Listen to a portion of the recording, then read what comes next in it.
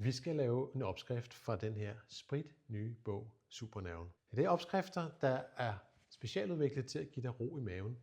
I dag skal vi lave en greenie, det vil sige en smoothie baseret på grøntsager. Og til det formål har jeg fundet noget broccoli frem. Broccoli kan godt være lidt hård for fordøjelsen, så derfor vil jeg dampe den, før jeg bruger den i greenien. Jeg starter med at dele det i lidt mindre buketter. Og så skal det dampes.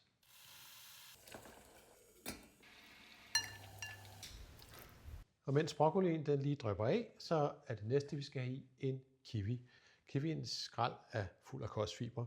Det kan godt være en hård omgang for maven. Så til at starte med vil jeg skrælle kiwien. Hen ad vejen, når din mave vender sig til grovere kost, jamen så kan du faktisk spise skralden med. Bare skære stilken af og høvle den direkte i blenderen. Vi skal også bruge en halv banan, en halv avocado,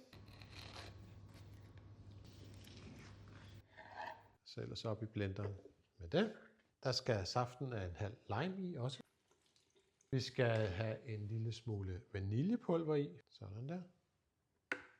Greenien får et skud afskallet hampefrø, og det gør de, fordi hampefrø er en virkelig god kilde til protein.